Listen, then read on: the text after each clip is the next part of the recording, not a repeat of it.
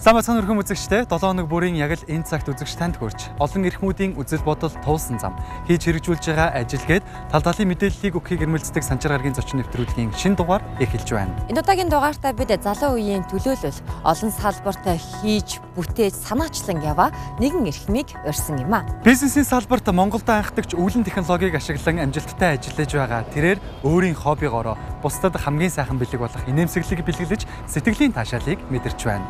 Энэ бол багш, зөвлөгч, бизнесмен, мөн комедиан Б.Идэр-Од. Ингээд нэвтрүүлгийн шинэ дугаарыг хүлээн авч үзнэ. За өнөөдөр танд энэ өдрийн мэнд хүргэе. Өдрийн мэнд хүргэе. За өдрийн мэнд цагийг. Сайхан амарч байна. Амарч байна гэж ер нь Идэр-Од амралтын өдөр гэж үүдэг. Байгаа шүү дээ. За амралтаараа юу их вэ? Амралтаараа тэгээд ихэнхдээ гэртээ зайл болох нэг уулын ам руу бас гарах туртай.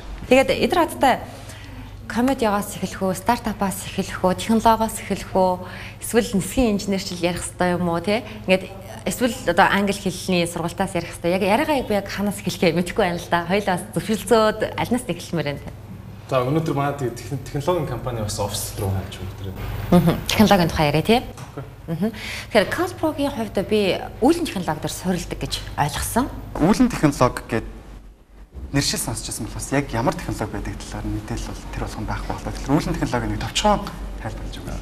За, үүлэн технологиг товчхон тайлбарлавал танд ямар ч тоног төхөөрөмж, инженер, IT-ийн болцоо байхгүй гэж болно. Тэр бүхнийг би даая. Харин та сар болгон багахан хэмжээний төлбөр төлөөд бүх үйлчлэгийг аваа гэдэг энэ модельийг үүлэн технологийн модель гэдэг байна.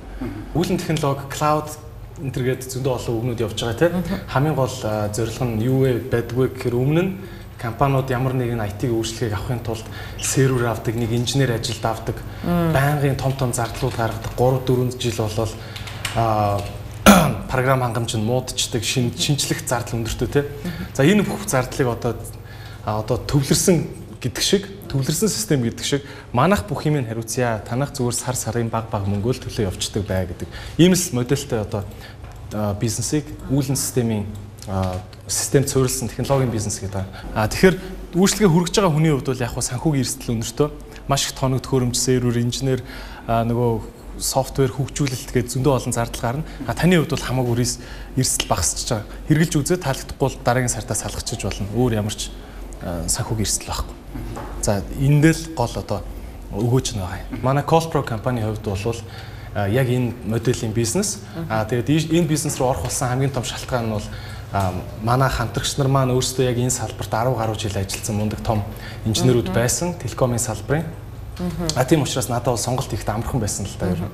Сонголт ихтэй амархан байсан учраас одоо орцсон гэсэн юм байна шүү тийм ээ. Монголд ер нь зах зээл нь хэр байна? За Монголд маш олон IT-ийн технологиуд үүлэн систем буюу энэ клауд систем рүү шилжиж байгаа. Одоо наазах нь бас санхүүгийн програмууд эсвэл өөр төрлийн технологиуд яг энэ зарчмаар компаниудад хувь хүмүүст хүрч байгаа. Монгол бол стартап гарааны бизнесийн бас дивачин гэж ярьдэн шүү дээ ер нь. Тэгж ярьдаг хүмүүс байдаг. Яг нь эрсдэл хийлээж гэсэн ээж авч энд байгаа чи үсрээл аав ээжийнхаа хажуу өрөөнд л онно шүү дээ тийм учраас бас сэтгэлзэн хувьд бол арай гайгүй л те. Мөн бас Монголд бас цоошин юмнуудыг нэвтрүүлэхэд бас орон зай хангалттай байдаг учраас учиргүй том бизнес биш ч гэсэн бас өгөөжтэй төрөлдсөн жижиг зах зээл дээр тоглолт хийх юм бол бас боломжууд их харагддаг. Тийм учраас харьцангуй бас гайгүй. Мэдээж сэтгэлзэн хувьд бол компаниг нойлоос нь босгох нь ялангуяа том хөрөнгө оруулалтгүйгээр босгох нь гэдэг бол бас чангалтай. Бизнес эхлүүлнэ гэдэг бол хамгийн хүндцэн асуудал нь хөрөнгө оруулалт гэж хэлж ирсэн тийм ээ. Тэгэхээр ерөнхийдөө яг ингээд бизнес хийх хөрөнгө оруулалтаа яаж босгож байна? За хөрөнгө оруулалтыг босгох зөндөө олон аргууд байгаа. За нөгөө зээл авч ийн мэдээж хамгийн сайн арга. Зээл бол хамгийн сайн. Эсвэл нөгөө бонд босгож ийн. Өөрийнхөө ингээд мөнчгөрөөрөө гэдэг шиг юмаа хийгээд бусдад бас итгэл төрүүлсэн компаниуд бол бонд босгуулж ийн. За эсвэл шууд хөрөнгө оруулалт авч болж ийн. Дотоодын бусад одоо мөнгөтэй хүмүүсээс гэдэг шүү дээ. Хөрөнгө оруулалт аваад хамтран офис эзэмшигч болж ийн. Эсвэл гаднаас хөрөнгө оруулалт хийж болж ийн. Иймэрхүү замууд байна. Хөрөнгө оруулалт гэхдээ гарааны бизнесүүд авах гэж яарад хэрэггүй гэж би боддог. Ялангуяа өөрийнхөө потенциалыг нээгээд баг нэг учраа олтлоо шууд хөрөнгө оруулалт авах юм бол ихэнхдээ баг нь бэлэн байдаг биш учраас ихэнх гарааны компаниуд хөрөнгө оруулалтаа шингээж чаддаг. Учраа олох гэсээр хагаад нөгөө оруулсан хөрөнгө оруулалт нь дуустдаг, хөрөнгө оруулагч нь яасан бэ гэдэг иймэрхүү байдалд ордог шиг. Тийм тэгээд ингээд итгэлцэл нэвдэрдэг ч юм уу те. Тийм учраас гарааны компаниуд аль болох өөрсдийнхөө яг органик өсөлт гэж ярьдаг, өөрсдийнхөө болцоогоор эхэлж өсөөд яг өөртөө итгэлтэй болсныхаа дараа гаднаас хөрөнгө оруулалт авах их зүгээр гэж боддог. Яг нөө Америкт сурж байгаад яг тэнцэнэ үлдээд тэнд бизнесээ хийнэ гэхэд нь одоо ээж нь их ятгсны үндсэн дээр бол Монголдо ирсэн гэж нэг ярилцлагандаа дурдсан байсан. Энэ талаар хоёлаа ярилцъя. Яг хоо дахиад бизнестэй холбогдож байгаа тийм. Би ер нь багасаа л ер нь бизнес хийдэг хүн болно гэж гэрийнхэндээ ярьдаг байсан. Тэгээд би төгсчөөд нөгөө Америкт сурсан оюутнууд чинь 1 жил визээрээ байж болдог. Дуртай газар ажиллаж болдог тийм. Тэгээд энэ талаар хэлэхгүй ээж би ингээд энэ чинь Америкт ер нь үлдчихсэн юм билүү гэдэгсэн. Тэгэхгүй юу яриад байгаа. Монголд асуудал их байна гэдэг чинь энэ чинь зөндөө их шийдэл хэрэгтэй гэсэн үг. Шийдлийг олсон хүнд мэдээж зах зээлийн боломж байгаа гэсэн үг. Тэгэхээр чиний нөгөө бизнес гэж яриад байгаа чинь наад бүх юм төгсөрсөн Америкт ч юм биш магадгүй Монголд байгаа шүү гэдэг. Тэ. Энэ утгаараа би яг сургуулаа төгсөө шууд ирж исэн. Колбро одоо ер нь хэр амжилттай? За Колбро бол яг уу яг бизнес гэдэг утгаараа хангалттай өгөөжтэй. Гэхдээ бол энэ өөрөө зах зээл нь маш төрөлдсөн зах зээл гэж ярьдаг, ниш зах зээл гэж ярьж байгаа юм нарийнхан зах зээл байхгүй. Нэг олон юм хүн бүрт хүрээд байдаггүй. Дээрэс нь мөн энэ байгууллагуудад зориулсан үйлчлэгээ учраас бас хязгаарлалттай. Гэхдээ яг энэ төрөлдсөн зах зээл дээр бид бүхэн хамгийн сайн тоглогч байхыг хичээж байгаа. Манай одоогоор бол манай үйлчлэгийг аваад ингээд онцгүй байна, өгөөжгүй байна гэдээ болсон компаниуд бол байхгүй. Тэгээ хамгийн эхлээд хийсэн зүйлс нь хэр амжилттай байсан? Ирээд хийсэн зүйл нь. За, ирэхээс өмнө ерөнхийдөө хувцас зарддаг байсан. Гандирс дотор нэг жижигхэн дэлгүүртэй. Би одоо юугаач бодож тэгжсэн эмхтэй хүний хувцас зарддаг гэсэн. Гэтэ яг хамтрагч маань миний бас эмхтэй багын найз байсан л та. Тийм учраас бас ийм аваад наашаа явуул гэх юм. Америкээс би бараа явуулдаг л нөхөр байсан. Тэгээ яг хуу бизнес маань хөөрхөн ашигтай байжгаад ер нь бас ийм хувцас зарддаг бизнес хэцүү юм билээ л дээ. Нөгөө бизнест бас нэг хүмүүсийн хамгийн анхандаа гаргадаг нэг алдаа нь дандаа сайхан байх юм шиг боддог. Одоо жишээ 1-2 дугаар сард өндөр борлуулалттай байх юм бол 3-4 сарда тийм байх юм шигээр бодоод хамаг мөнгөө нөгөө бараалга баягийг төгччихдэг. Тэгээд цалин нөгөө байрны чинь төрөөс хоёр яваалаа шүү дээ. Зарагдахгүй. За энэ мэтэр яг ингээд санхүүгийнхаа одоо урсгалыг буруу тооцоолсноос болж ундаг те. Энэ алдааг би бол хамгийн анх гаргаж ирсэн. Бизнесийг өрсөлдөгч нар гэхээсээ илүү бизнесийн өөрсдийнх нь хөгжлийн явцаа буруу тооцоолох нь хамгийн том одоо алдаа болдог. Тэрнээс биш ингээд өрсөлдөгч гараад ирэх болов гэдэг ингээд айгаа суух нь бол тийм сонирн биш.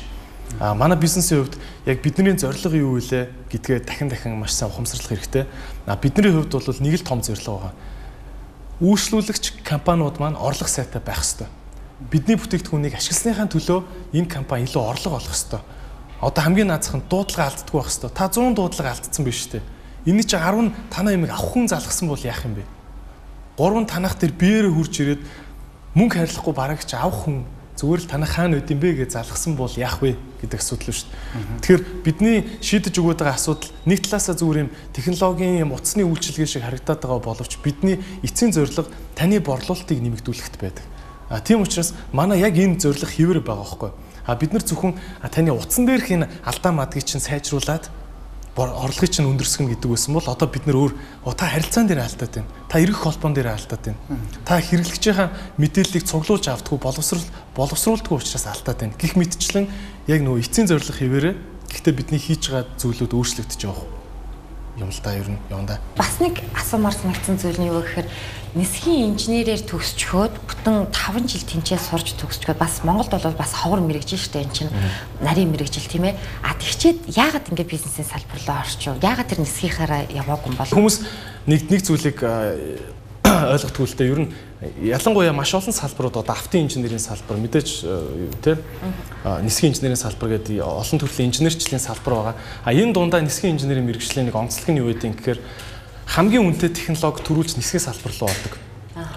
Өөрөөр хэлбэл харилцаа холбоо, одоо металл боловсруулах тийм цахилгаан, хийм бүх төрлийн инженерчлэлийн дандаа хамгийн үнэтэй одоо хамгийн шинэлэг сор бүтээлүүд нь төрүүлж нисхийн салбар руу ордог. Энэ аягүй үнэтэй салбар. Зардал өндөртэй салбар. Тийм учраас бас зөвхөн нисхийн инженер гэхээр л зөвхөн ингээл нэг далавч хараал те аэродинамикийн тухай ярина гэсэн үг биш байхгүй юу? Энэ дотор чинь ерөөсөө бүх төрлийн инженерчлэл явж байгаа. Тэр дундаа харилцаа холбооны инженерчлэл бол маш том. Тэгээд онгоцны дотор маш олон компьютер байгаа. Энэ бол тэр чигээр IT-ийн инженерчлэл. Онгоцны одоо нисэх процессын одоо 70-аас илүү хувь нь компьютер хийж байгаа. Тэ? За энэ мэтчлэн IT харилцаа холбооны салбарын талаар бас маш их одоо туршлага хурах боломжтой салбар. Тэр утгаараа би IT-ийн болон телекомын хосолсон энэ харилцаа холбооны салбарт Colpro компанийг үүсгэн байгуулсан. Тийм учраас миний уг мэрэгчлэлтэй уг нь их холбоотой юм байна. Жишээ нь яг чиний эрхэлж байгаа бизнесийн чиглэлээр үйлчлэгээ авч байгаа байгууллагууд байна шүү дээ. Тийм үү. Тэгэхээр энэ яг IT үйлчилгээний энэ чиглэлийн мэдлэг мэдээлэл нь ер нь хэр байх шиг байна. За тэгээд яг энэ технологиг ингээд ашиглах нь бидэнд ашигтай байна гэдэг талынх нь ойлголтыг авчирсан газрууд хэр их байна шүү. За үүлэн технологи бол хөгжөөд нэлээд удаж байгаа. Монголд бол байгууллагууд софтверыг технологийн үйлчилгээг үүлэн систем хэлбэрээр авч байгаа нь бол сүүлийн нэг 10 жил дотор багтах байх хөгжил нь. Манай компанийн хувьд бол Colpro компани 2014 оноос эхлээд байгууллагуудад энэ үйлчилгээг өргөд явж байна. Одоогор 400 гаруй байгууллагуудад хүргдэг. 4 жилийн хугацаанд тийм 4 жил одоо 5 дахь жилтэй. Менежерүүд захирлуудын төвшний хүмүүс бол хангалттай сайн ойлголттой болсон гэж бодож байгаа. Ер нь байгууллагатаа нэг програм авдаг, тэрийг ингээд шинжлэх гэж бөөн зардал болдог. Заавал нэг инженер тэрийг мэдээ сууж явах хэрэгтэй тийм. Яахын зүгээр яг чаддаг юм чаддаг компаниар нь хариуцуулъя гэдэг ийм зарчим руугаа их орж байгаа. Зөвхөн бас технологи гэлтгүй бүх төрлийн үйлчилгээг яг чаддаг юм чаддаг хүнээр нь хийлгэе л гэдэг хандлага бизнесүүдэд маш түгээмэл болцсон гэж бодож байгаа. Тэгээд энд бас их талархууштай байгаа. Өрсөлдөгч. За өрсөлдөөний хувьд бол ерөөхдөө бол яг энэ төрөлцсөн зах зээл дээр бол цор ганц гэж хэлж болно. Яг үүлэн технологийн колл центрийн үйлчилгээ гэдэг зүйл бол Монголд цор ганц байгаа нь Colpro. 20 дугаар зууны сууты эрдэмтдийн нэг Николо Тесла 1926 онд Колеренс сэтгүүлд өгсөн ярилцлагада удасгүй холболт хангалттай бүрхсний дараа дэлхийг асар том тарих болгох бөгөөд бүх зүйлсийн хэлбэр нь хөгжмийн ритмийн хэсэг адил илэрхий болж түүнийг удирдах хэрэгслийг хүн халаасандаа авч явах болно гэж хэлсэн байдаг. Өнөөгийн технологийн ертөнцийг зүгэнсэн гэлтэй энэ үг өнөөдөр үнэхээр биелэлээ олж байна. Харин дэлхийг бүрхэх тэр асар том тарих нь үүлэн тооцоолол буюу cloud computing юм. Хүн бүр Google-ийг хамгийн том хайлтын систем гэдгээр нь Amazon-ыг хамгийн том онлайн дэлгүүр гэдгээр нь Microsoft-ыг Windows-ыг бүтээсэн програм хангамжийн том тоглогч гэдгээр нь мэдэх билээ. Гэхдээ эдгээр компаниуд одоогийн эрхэлж байгаа бизнесээс нь илүү ашиг өгөх магадлалтай алтны уурхайн төлөө тэмцэлдэж байгаа нь үүлэн технологи юм. Үүлэн технологи нь хүссэн үедээ интернетээр дамжуулан тооцоолон бодох хүчин чадал, сервер, төрөл бүрийн програм хангамжууд, хөгжүүлэлт болон менежментийн хэрэгслүүдийг өөрийн хэрэгцээнд тохируулан уян хатан үнээр авах боломжийг олгодог. Компаниуд өндөр үнэтэй сервер, програм хангамж худалдаж авахын оронд томхон компани ийм үйлчилгээнүүдийг хөлсөж авна гэсэн үг. Тэгвэл cloud computing буюу үүлэн тооцоолол гэж юу вэ? Үүлэн тооцоолол нь олон жилийн туршид яригдсаар ирсэн grid computing болон utility computing технологиудыг нэгтгэсэн технологи юм. Хэдийгээр хуучин мэт санагдах боловч дээрх хоёр технологиг нэгтгэснээр төсөөлөгдөж байгаагүй шин санаа асуудлыг шийдэх оновчтой сонголтыг гаргаж ирсэн юм а. Сүлжээнд холбогдсон техник хангамжууд болон түүн дээр суурилагдсан програм хангамжууд үйлчилгээнүүд бизнес модельүүдийг нийтэд нь үйл гэж нэрлээд үүнийг ашиглах технологиг үүлэн тооцоолол гэж томьёолж байна. Энгийнээр тайлбарлавал хэрэглэгч өөрийн хэрэгцээд програм хангамж өгөгдлүүдээ интернетийн сервер дээр байршуулж ашиглана. Тэдгээр програм хангамжууд өгөгдлийн бүхий л засвар үйлчилгээ, найдвартай ажиллагаа зэргийг тухайн үйлийг ажилуулж байгаа үйлчилгээ үзүүлэгч байгууллага бүрэн хариуцаж ажиллах бөгөөд үүнийхээ хүсэнд хэрэглэгчээс тодорхой хэмжээний төлбөр авдаг. Үүлэн тооцооллын суурь ойлголт нь тэртээ 1960 онд Джон Маккартигийн хэлснээр Тооцоолол гэдэг зүйл хизээ нэгэн цагт бүх нийтийн хэрэгсэл болно гэсэн үгнээс гаралтай. Ихэнх компьютерийн сүлжээнүүд өөрийн багтаамжийн ердөө 10%-ийг л ашигладаг бөгөөд .com курсэнцрийн дараа Amazon компани өөрсдийн өгөгдлийн байгууламжинд шинжилэл хийснээр үүлэн тооцооллыг хөгжүүлэхэд хүндтэй хувь нэмэр оруулсан юм а. 2005 он гэхэд тэд өөрсдийн систем рүүгээ utility тооцоолол дээр тулгуурласан Amazon-гийн веб үйлчилгээгээр дамжуулан хандах болжээ. 2007 оноос Google, IBM болон томоохон их сургуулиуд үүлэн тооцооллын судалгааны төслүүд дээр ажиллаж эхэлжээ. 2008 оны дунд үеэр Gartner-д мэдээллийн технологиг ашигладаг түгээдэг олон мянган хэрэглэгчдийг хооронд нь холбосон гүүрийг үүлэн тооцооллын тусламжтай бүтээж болно гэсэн санаа төрж, байгууллагууд төрөл бүрийн техник хангамж, програм хангамжуудаа өөрсдөө эзэмшдэг байдлыг халж, үйлчилгээнд суурилсан загвар руу шилжүүлснээр нэлээд тооны салбарт мэдээллийн технологийн бүтээгдэхүүний өндөр өсөлт, мөн тооны салбарт асар их хэмнэлт авчирна гэж тэмдэглэжээ.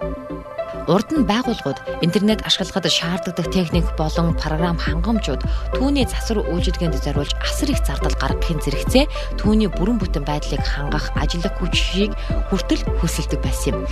Харин одоо энэ бүхнийг үйл зохион байгуулагчдад даатгаад зөвхөн өөрийн бизнестэй санаа тавих боломжтой болсон. Cloud computing гэдэг шинэ ойлголт нь дэд бүтцийн томоохон компаниуд болох Amazon, Microsoft, Google гэх мэтийн хаа нэг газар байрлуулсан үлэмж хэмжээний багтаамжтай компьютер санах байгууламжаас тодорхой хэсгийг байгууллага бүх хүмүүс түрээслэн ашиглах болсныг хэлж байгаа юм. Дээрх түрээслэх дэд бүтцийн хаана байрлаж байгаа, ямар бүтэц ажиллагаатай тухайн компаниас өөр хинч мэдэхгүй, мэдгч шаардлагагүй бөгөөд интернет холболттой байхад л хандаж хэрэглэж болдог тул үйл гэсэн нэр томьёог ашиглах болсон байна.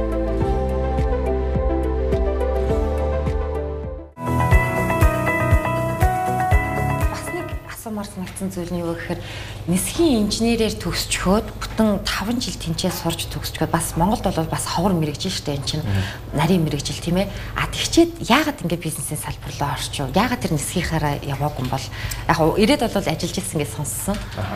За ирээд бол би ажилласан л та Мят компани агаарын үйлгийн засвар үйлчилгээний газар гэдэг байдаг. Одоо намайг ажиллаж явах үе 120 орчим инженертэй байсан. Одоо 180 гаруй инженертэй. Гадны маш олон онгоцнуудад засвар үйлчилгээ хийдэг. Ер нь бол их Мятд их сайн орлого олж өгдөг тийм том албаны чинь гэсэн үг. За энэ газар би 3 жил ажилласан. Боинг онгоцон дээр бол яг анхан шатны инженерээр ингээд дагалдангаар ажиллаа явж исэн. За энэ туршлага маань надад одоо бол маш тийм том хэрэгтэй зүйл байдаг. Одоо бас яг нэг бизнесийг сонирхолтой залуучууд маш их болж байгаа шүү дээ тийм ээ. За тэгээд тэдний дэмжих бас инкубатор төвүүд бас мэрсээр бол ингээд би болоо л байна. Хүмүүсийг ажиллаж байхад яадаг вэ гэхлээр энэ салбар ямар салбар руу орвол илүү их хөрөнгө олох вэ? Илүү их орлоготой байх вэ гэдэг чиглэл дээр анхаарал хандуулад байдаг юм шиг санагддаг л да. Тэгэхээр энэ нь бас зөв юм уу? Эсвэл яг хамгийн чухал юм нь бол салбар сонгох биш ээ. Өөрөө юм байх хэрэгтэй ч гэдэг юм. Өөрийнхөө энэ зүйлийг хөгжүүлэх хэрэгтэй ч гэдэг юм. Би бол өөрийн тань хэлсний хоёр дахь нь гэж боддог. Хүн яг өөртөө таарсан л бизнесээ бодож олох хэрэгтэй. Одоо жишээ нь бит хоёрыг нийлүүлэнгүүтээ за таарт мөнгө өгье очиж алт тухайд тэр гэвэл хоёулаа хийж чадахгүй бах. Айгуул бит хоёр зөхгүй. Тэ. Магадгүй би чамд мөнгө өгөөд чи медиагийн салбарт та галзуу контентууд гаргадаг гэвэл чи амар их бах тэ. Тэгэхээр хүн ч угаасаа бизнес чинь тэр төрөө хүний энергийг айгүйх сордог. Хүнд мөнгө нь байгаад ч болцоо нь байгаад ч өөрт нь ингээд дотроос нь ингээд ундарч идэг энерги нь байхгүй бол явахгүй шүү дээ. Тийм учраас яг л өөрт чинь таарсан л зүйл байх хэрэгтэй. Түрүүн бас ярилцсан ихэнд дурдсан шүү дээ. Монголд бол маш том боломж байгаа. Гарааны бизнес буюу стартапуудад хамгийн том боломжийн юм зах зээл гэд дүгнжсэн. Тэгэхээр ямар төрлийн гарааны бизнес одоо яг ашигтай болох юм шиг байна. Хүмүүс чамд хандахдаа тий ямар зөвлөгөө хүсдэг юм бол. За технологи бол явна ойлгомжтой. Монголын бас давуу талыг гаргасан бизнесүүд юу байж болох вэ гэд нэлээд бодох хэрэгтэй. Гэхдээ зөвхөн бас бид бүхэн зөвхөн бизнесийг бас ингээд нэг гадагш нь юм зарчих юмсан, тийм юм зарчих юмсан гэхээс илүү бас зүгээр л өөрсдийнхээ дотоод асуудлуудыг шийдэхэд нэлээд анхааруул гоё бизнесийн санаанууд гарна. Том биш ч гэсэн хангалттай ашигтай. Би нэг хятадд нэг ийм бизнес байдаг тухай сонсч ирсэн. Нэг эмэгтэй нэг МММ-ийн жороор ингээд хүнсний ногоонуудыг нухаад яасан амтлагчуд хийгээд нэг зүгээр гоё айгуу гоё юм гэрийн соус хийдэг. Тэгэл тэрийг нэг юм яг хуу соусыг юм гялгар уутанд юм жижигхэн кетчупны ууч гялгар уутанд ууталдаг тийм нэг машин авцсан. Тэгэл гэртээ нөгөөтгөө хийгээл соусаа зардаг. тэрэнд нь 100 хүн дуртай болол 1000 хүн дуртай болол ингэж чаад тэр эмэгтэй зүгээр баг сард хэдэн сая жижигхэн ийм соусл зардаг тэгэл болоо. Тэгэл тэрэндээ амар хайртай. Тэр яг гэр бүлийнх нь багаас эдж өссөн дуртай соус нэг байхгүй. Өөр хинч хийж чаддгүй. Энэ бол тэгээд хэдэн сая долларын бизнес те. Яг энэ шиг хүн өөрийнхөө л галзуу сайн хийж чадна гэж бодож байгаа дуртай юм аа л барьж авах нь хамгийн чухал. Одоо биднэрт ямар асуудал байдیں۔ Нэг жижигхэн хоолндоо асуудлаас эхлээл эсвэл бид нар органик хүнс гэж айгүйх ярьдаг мөртлөө эслэг гэдэг юмыг хүмүүс төдийлөн мэддэггүй шүү дээ. Одоо жишээ нь Япончууд одоо хүнсний ногоог нунтаглаад яг эслэгийг шүүж аваад одоо хүний нөгөө өтгөн хатах энэ төргээд асуудлууд биш. Тэгэхээр чав гэдэг байдаг шүү дээ, тий. Эсвэл банан идчих тэгвэл гайгүй болно. Тэр чинь нөгөө эслэгийн асуудал, тий. Илүү эслэг өндөртөө магадгүй юм хатаацаа хоол бийж болно шүү дээ, энийг, тий. Эсвэл хүний эрүүл мэнд тойрсон бизнесүүд их өндөр боломжтой байх гэж бодож байгаа. Гэхдээ бас нэг хазаах гэдэг юм нэхэр зөвхөн ингээд хөдөө байгаа органик гэхээр л хамгийн сайн эрүүл юм шиг хүмүүс бас бодоод байдаг. Тийм учраас яг шинжлэх ухааны үндслээ нэлээд сайн судалгаатай бизнес хийж чадах юм бол гоё явна гэж бодож байгаа. Одоо наазах нь манайх шүрмэс татлаг гэдээ яхаа мэддэггүй шүү дээ ерөнхийдөө. Шүрмэс татах юм бол кали, зинк гэх мэт юм минерал мэдтэй одоо эрдэс бодисууд дутагдсны одоо хамгийн том шинжтэй. Тэгтэл ядаг чи гадна массаж хийгээд авахын оронд зүгээр нэг жижигхэн зинкийн агуулмж өндөртөө нэг жоохон хоол идчихдэг гэж болно шүү дээ. Иймэрхүү. Тэгтээ мэдээж бүх л салбар дээр сайн ухаад байвал боломж байгаа шүү дээ. Саяны жишээн дээрээс аваад явчихад соус хийдэг байжгаад тэр нь ашигтай болоод ирэнгүүт арай нэг өөр юм хийдэг. Тэр нь бас нэг тодорхой хэмжээний ашиг өгөөд ирэнгүүт бүр ингээд томруулаад ингээд яваад идэг шүү дээ, тийм ээ. Тэгэхээр энийг алдаа гэж хардаг хүмүүс бас байт юм байна. Өөр юм лөө орохдоо тооцоололгүй орох юм бол алдаа. Тооцоололтой зөв орох юм бол зөв. Ер нь бол нөгөө бизнес чи яг анх хийдэг байсан юм а тэгэл дандаа л тэрийг хийгээд ийнэ гэж бол байхгүй шүү дээ. Яа тэгвэл хүний хийж байгаа бүх юм чинь хоорондоо уялдаатай шүү дээ. Одоо хоёулаа энэ сандлыг хийдэг байсан бол магадгүй бодож байгаад энэ сандлын чи энэ будаг энэ хатаалтан дээр айгүй их зардал нь шингэсэн байд юм байна. Хоёулаа энэ хатаалт руу н орё гэдэг ингээд уламгүйн ороод ийн гэсэн үг шүү дээ. Тэгжээс на ерөөсөө энэ мод чинь ингээд устж дуусах гээд байгаа юм байна. Тэгвэл мод тарья. Гэвэл мод тарих. Тэгснэ энэ хөрсөн аймаг үрж шимгүй байд юм байна. Бордоо игээд ингээд цааш яваад шүү дээ. Тэгэхээр салбар ингээд дахиад солио явах нь бол зөв. Гол нь хүмүүс зөв бага бүрдүүлэхгүй айгүй буруу тооцоололтой ороод алддаг юм шиг санагддаг. Тэгэхээр эдрийн хамгийн том алдаа юу байсан бэ? Тэрэн дээрээс яг юу ухаарсан? Алдаа бол зөндөө байгаа шүү дээ. Гэхдээ бүр амар том бүр нөө харамсаад байх алдаа бол байхгүй. Ер нь бол харамсах юм юуж байхгүй л дээ. Юу юм болоо? Түрүүний хэлсэн л зүйл юм байна л да бас нөө юмыг дандаа юм байх юм шиг бодох. Тэр л айгүй том алдаа байдаг. Ер нь ямар ч бизнес эрхлээ явж хахад. Одоо ч гэсэн ингээд Colpro компани, Colpro компани ер нь бизнест нэг юм arc of death гэдэг ойлголт байдаг. Энэ нь болохоор уналтын ч юм уу үхлийн арк гэсэн утгатай. Энэ яадгүй гэр ер нь бол дандаа цаг цагаар байхгүй л гэсэн утгатай л да. Ямар ч бизнес яаж сайн явлаа гэсэн ингэж явж чаад өөрөө ирэхгүй яаж хичээгээд нэмэргүй юм уналт руу ордог. Тэрнээс өмнө байгууллагууд өөрсдөө мэдрээд дараагийн шинэ арк руу яаж орох вэ гэдгээ төлөвлөх хэрэгтэй байдаг. Манай Colpro компани хувьд гэвэл бид нар өөрсдийнхөө энэ arc of death гэдэг юмыг хоёр аркны цаана айл болох харж явахыг хичээдэг.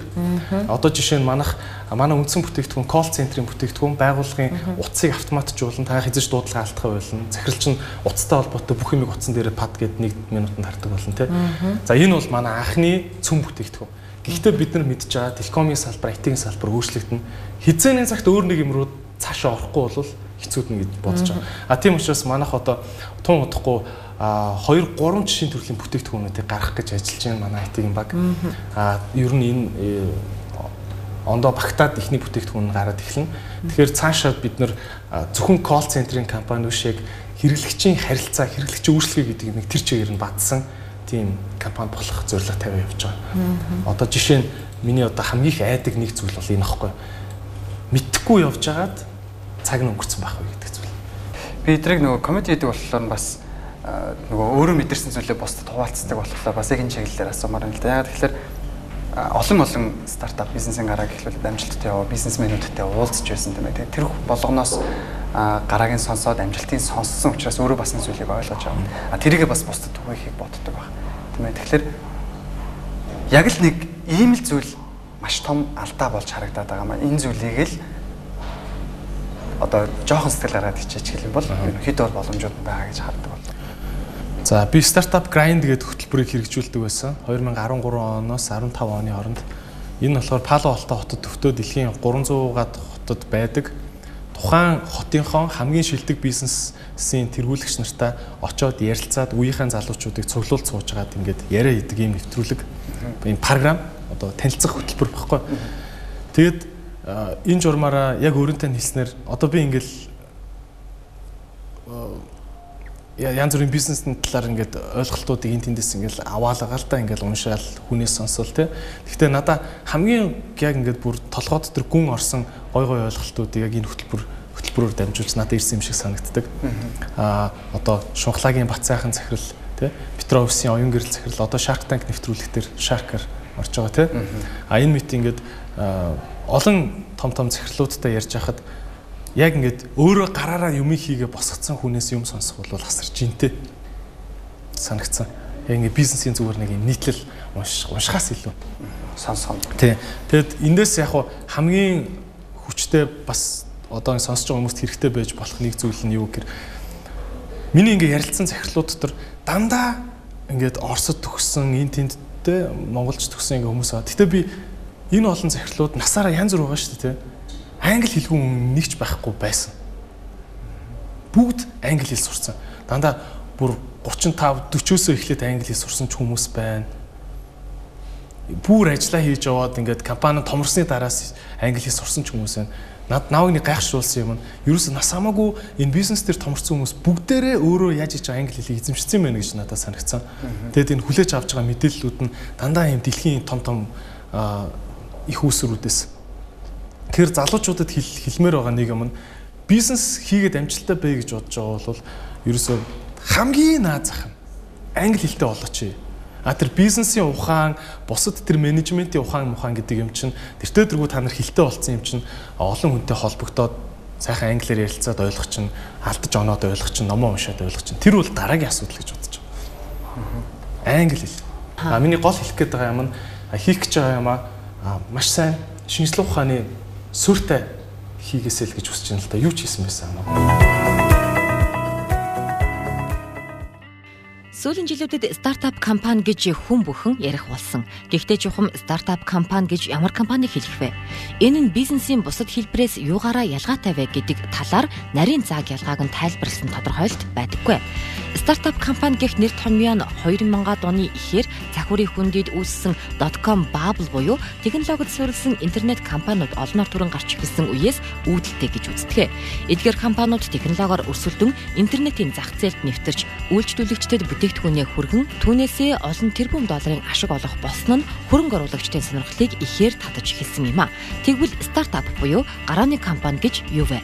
Анхны стартап буюу гарааны компаниуд байгуулагдсанаас хойш цөөнгүй жил өнгөрч байна. Энэ хугацаанд дунджаас эхлээд хэдэн зуун саяын ашиг олдог, хэдэн 10 мянган ажилтнтай аваргууд энэ салбараас мэндэлсэн байна. Мөн түүнээс ч олон нь дампуурч үгүй болжээ.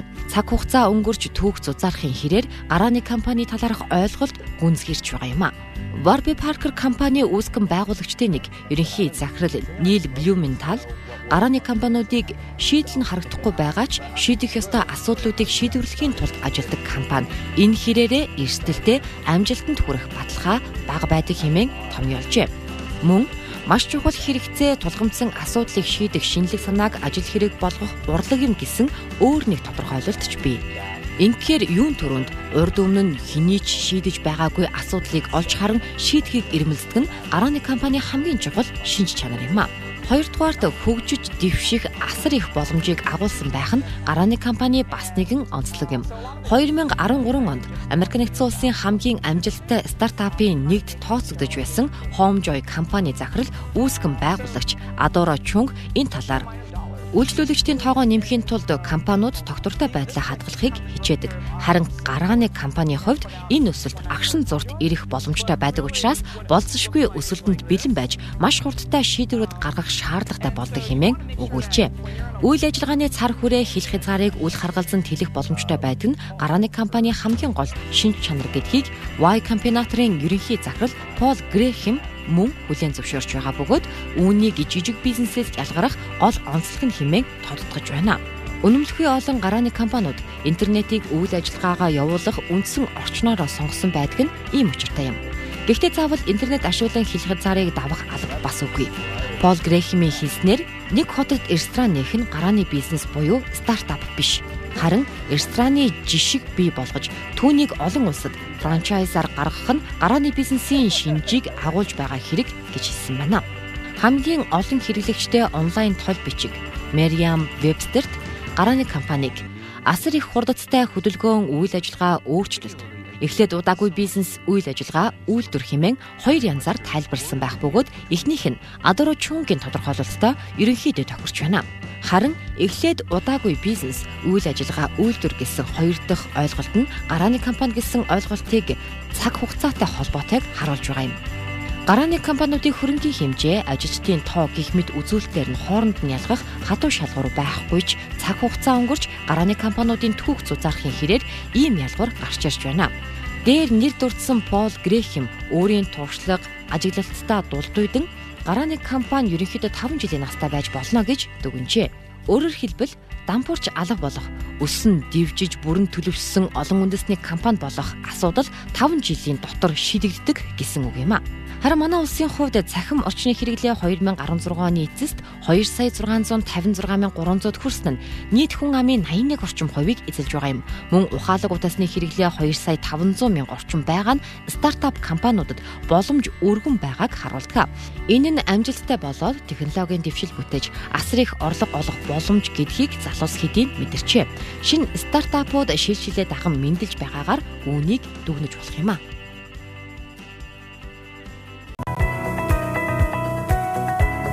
Бас нөгөө сургалтын төв тэр одоо хамтарч гэж байлгаад байсан зөв буруу юу? Зөв мэдээж бизнесийн хамтрагч байна. Тийм, бизнесийн хамтрагч.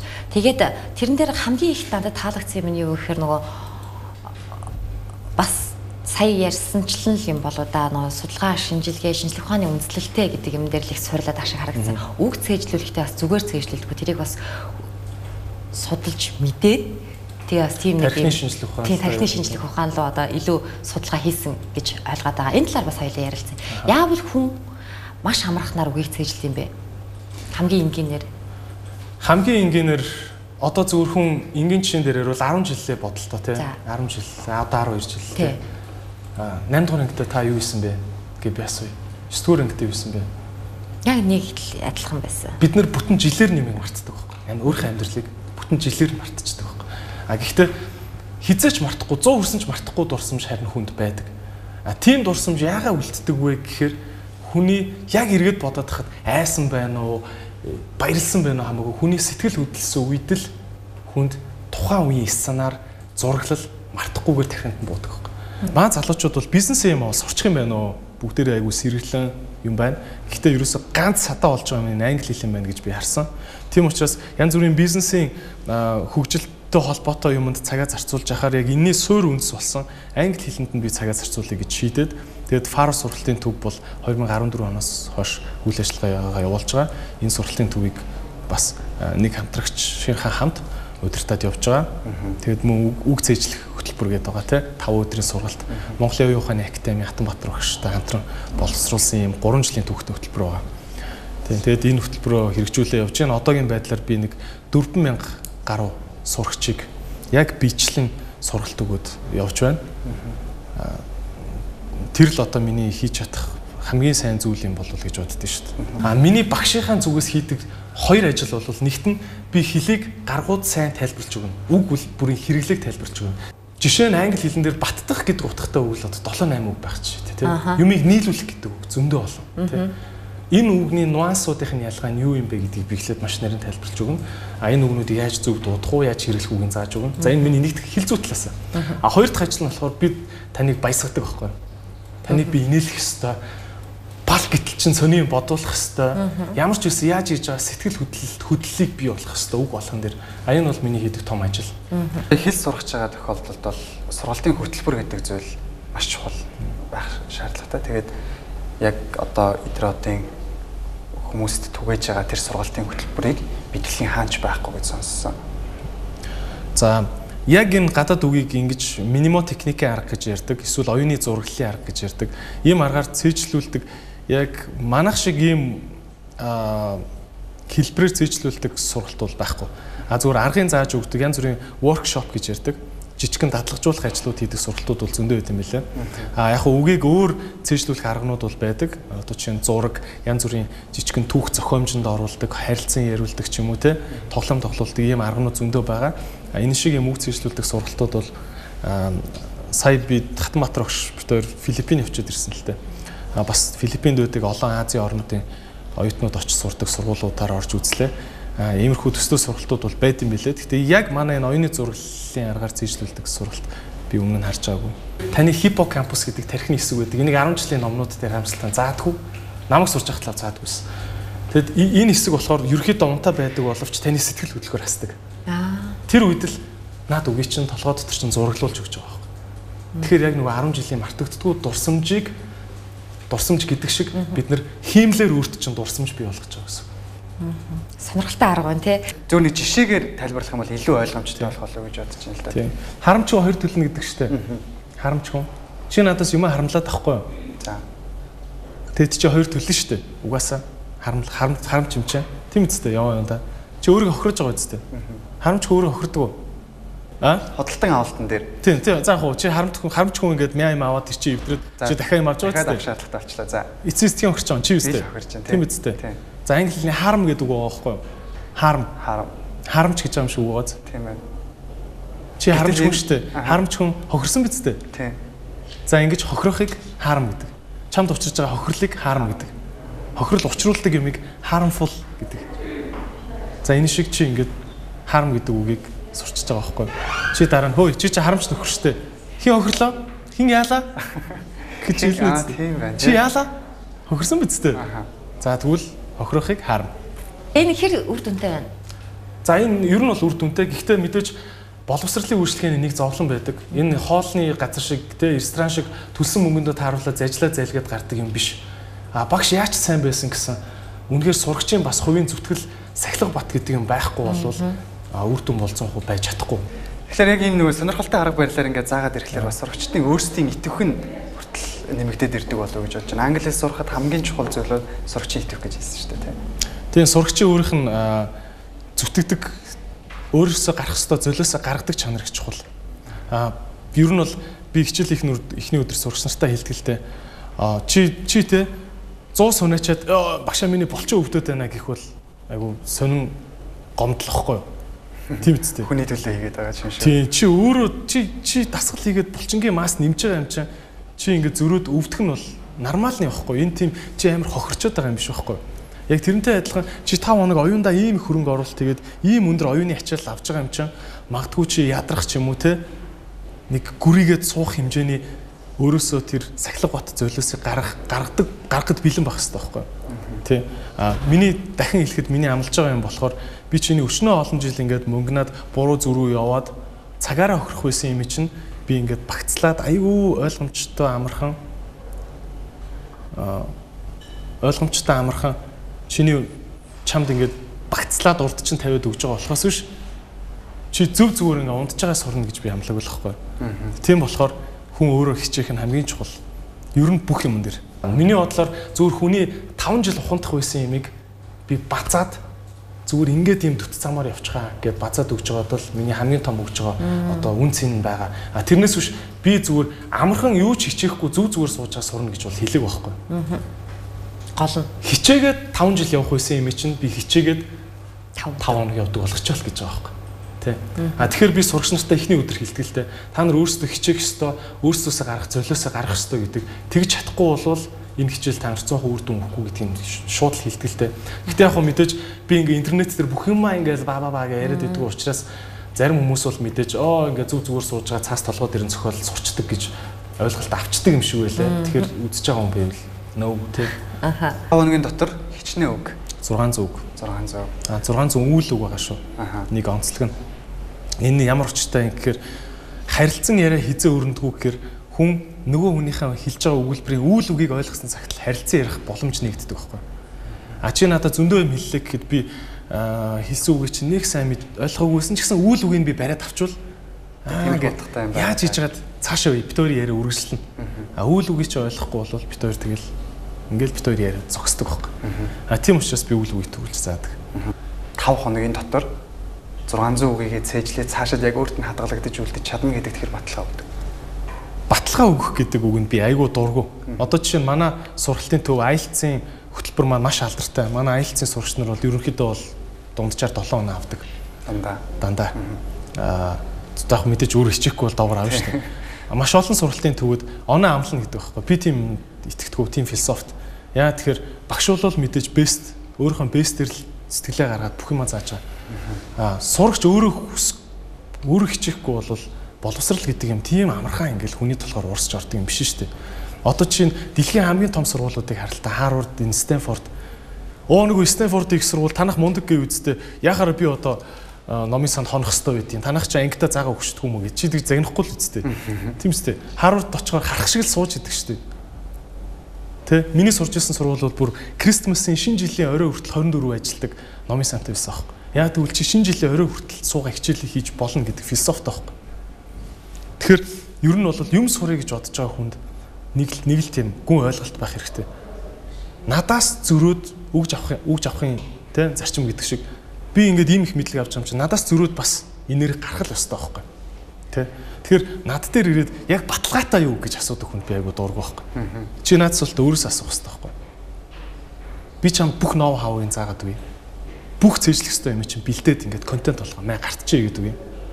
Араас нь чамаг энэ үгээ санаад явчих гээд гар утасны аппликейшн, support нөгөө би групп дотор би ингээд чамаг байнгын туслаа явдаг ингээд чамаг тойглоё. Хідэн жилээр чамаагүй. Гэхдээ чи хичихгүй бол ямар ч баталгаа байхгүй шүү дээ.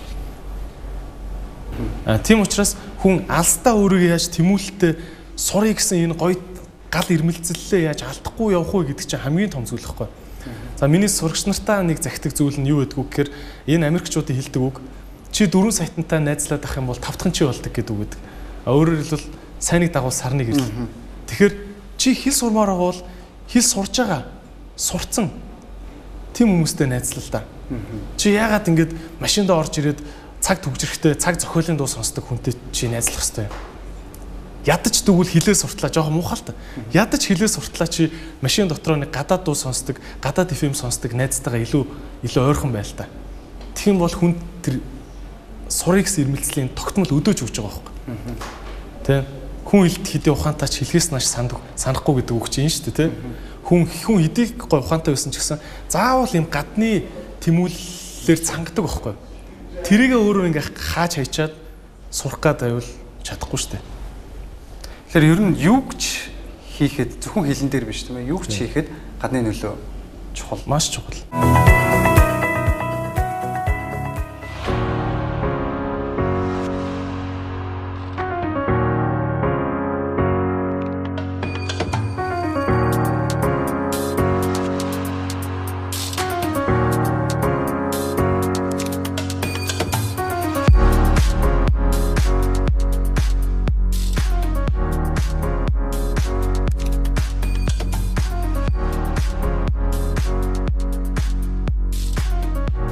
Манай сургуулийн төв маань 2014 онд байгуулагдсан 4 жилийн турш маш амжилттайгаар үйл ажиллагаа явуулж байгаа.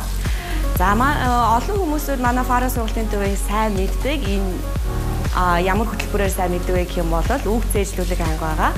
Энийг бид нар бол Power 600 гэж нэрлэдэг. Тэгээд энэ хөтөлбөр нь яадаг вэ гэх юм бол 5 хоногт 600 үйл үгийг цээжилдэг байгаа. Дээрээс нь Монголын оюун ухааны академи Хатанбаатар багштай хамтарч 3 жилийн турш энэ үйл ажиллагаагаа явуулж байгаа. Тэгээд Монголын оюун ухааны академитай 3 жилийн турш энэ хөтөлбөрөө болвол хэрэгжүүлж байгаа. Энэ хөтөлбөр яагаад чухал вэ гэх юм бол нэг гадаад үгийг яаж цээжлэх үү? Дээрээс нь одоо бүх үйл үгнүүд англи хэлнээр бүх үйл үгнүүдээр хурилдан явдаг болохоор үйл үгээ цээжлэх юм бол цааш англи хэл сургууль бол анхны суурийг тавьдаж өгдөг байгаа. Тэгээ манай сургуульд бол ганц 600 өөлөөгөө цээжлүүлэхээс гадна 4 ангиуд байгаа. 4 ангиуд нь бол анхан шатнаас агсан шат хүртэл байгаа. Дээрээс нь IELTS болон TOEFL ангиуд байдаг. За сайн байцгаана. Фара сургалтын төвийн IELTS-ийн багц юм байна. За манай сургалтын төвийн одоо манай IELTS-ийн хөтөлбөр бол 2 сарын хөтөлбөр байгаа. Одоо нэг скил буюу одоо IELTS-ийн 4 скил болох. Reading, одоо унших, listening сонсох, speaking ярих, writing бичих 4 чадварыг 2-7 өнөөр нэг скиллийг 2-7 оны турш тасралтгүй үзэж одоо тэгж одоо бүрчлэн аюу тулж ажилладаг тийм хөтөлбөр байгаа.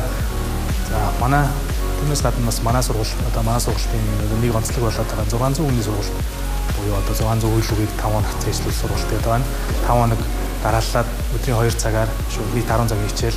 Тэгээд та эндээс гарахдаа 600 өдөр англиний үргээр эхлээд өдөр болгон одоо тааралт тийм 600 үйлдвэрийг төгс эзэмшсэн байна.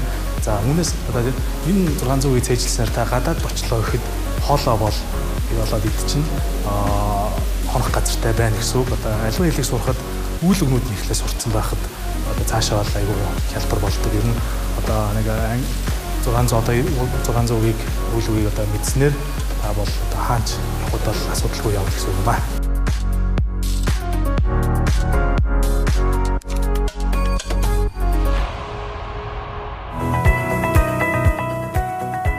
Идрэтэй уулзсныхаа комеди ярих бол өстой алдаж болох байх гэж бодож байна. Анх ер нь Монголд комеди дөнгөж ингээ хөл тавиад удаагүй тий хүмүүс дийлэн сайн мдээгүй байхад бас хамцарч хийж исэн юм байлээ. Тэгээд энэ түүхээсээ бас хуваалцвал тийм ээ. За комедигийн хувьд яг 100% хобби. Тэгвэл ер нь нэг юм үг гэдэг шүү дээ. Чамайг эрүүл байлгадаг нэг хоббитой бол. Happy байлгадаг нэг хоббитой бол. Мөнгөтэй байлгадаг нэг хоббитой бол гэдэг шүү дээ. Тэр шиг миний бодлоор яг нэг тулгын 3 хобби гэдэг шиг яг намайг яг үнэхээр happy байлгадаг хобби гэж боддог. Комедигийн анхны тайз. Анхны тайз basement-д байсан. Одоо нэр нь өөрчлөгдсөн баха. Яг энэ хуучин hi-fi рекордсын. Одоо бас тэр нь өөрчлөгдсөн. Easy D нэр гэдэг газар. Тэрний доор подволт байсан. Тайз бол энгийн зүгээр нэг нартуулаас авцсан нэг юм цэмбэн хөшиг карт байсан. Тэгээд дотоо нэг таацсан дээр нэг 2 гэрэл өрөмдөд суулгацсан байлуу да нэг тим тайз байсан. Ерөнхийдөө нэг манай комедиг нэг эхлээд нэг 10-аад л хүн үрддэг байсан. Тэрний тал нь Батагийн найз, тал нь маань найз ч юм уу тиймэрхүү. Гэтэ нэг үе явахад бас маш их үзэсгэлэнтэй болсон. Комедианууд ч гэсэн өдрөөр нэмэгдэж байна. Дээр нь хүлээж авах байдал нь бас өөр байна. Ер нь ингээд орой нэг юм комеди шоу боллоо гэж бодоход тэр орой нэг уур амьсгал арай нэг анх байснаас арай өөр болсон юм шиг мэдрэгддэг. Шал өөр. Анх бид нар чинь 30 үеэрээ суудсан багт вау ямар их хүн бэ гэдэг байсан. Одоо бол 200 арай өрсөнгөө гэдэг болчиход байна шүү дээ. 7 хоногт 4 удаа шоу болдог. Тийм. Тэгэхэд 200 хоног чамлалтай санагдаж байна. Тэгээ ер нь бол 200 дээр барихгүй бол нэг 150 байнгут тэгээд хүмүүс ч яач ба гэж боддог те. Хүнд инээд бэлгэлнэ гэдэг бол нэг хамгийн том бэлгээ гэж баг хүн болгон л ярьдэн шүү дээ тийм үү. Тэгэхээр магадгүй идрээ тайсан зэрэг комеди хийж явахдаа бас нэг өөр мэдрэмжийг авдаг бол хүн инээлэхээс гадна магадгүй бас яг нөгөө хүнийхээ инээж байгаагаас ч юм уу. Тэр гоё мэдрэмж хүмүүс чааг ингээд дэмжиж хамгийн гол нь нэг тийм үг гэдэг шүү дээ нэг юм буддийн философи үг илүү дээ юу вэ? Хүнд өгч болох хамгийн том бэлэг бол 100% анхаарал гэдэг үг гэдэг. Хүн чам руу ингээд 100% анхаарад уцаа оролдохгүй ингээд чамайг ингээд сонсно гэдэг бол яаж ч утсан хүнд гоё мэдрэмж төрүүлдэг. Дээрэс нь тэгээд анхаарад чиний ярьсан юм чинь ойлголцоод чи инээтэй гэж бодсон уу би ч гэсэн тэгсэн гэж бодохоор бид хоёрын хооронд нэг юм холбоо үүсэж байгаа байхгүй. Яг тэрнтэй адилхан тийм гоё холбоог зэрэг юм олон хүнтэй үүсгэнэ гэдэг бол бүгдээрээ би нэг ойлголцоод ингээд инээлтэн гэдэг бол гоё мэдрэмж. Би 7 хоногт бол нэг оройдоо нэг 15 минут 20 минут комеди зарцуулдаг. Тэгтээ бол ер нь гадуур явж байхдаа ажиллаж байхдаа байнга л нийгэмдэр юу байна ажиллаж явж байдаг те. Ийм байдаг. Тэгээд яг 14 оноос эхлээд комеди хийж эхэлсэн. Яг өөрөө бол комеди гэдгээ мэдгүйгээр бол бүр 12 онд хийжсэн. Тийм зүгээр би өнгөө ярьж байгаа гэж бодоцсон байхгүй. Тэгсэн чинь нэг Америк найз маань хурж ирээд үгүй хөшөө наа чиний яриад байгаа юм чинь уг нь stand up comedy гэдэг тусдаа урлаг байдаг байхгүй судлаарай гэдэг чийсэн Америкт тийм. Яг оюутан байхдаа нэг оюутны амралтын юм зугаалга ууланд зугаалсан. Тэр үед нэг олон улсын оюутнууд авьяасаа үзүүлэх болоод би ч дуулж бүжиглж чадахгүй юм чинь.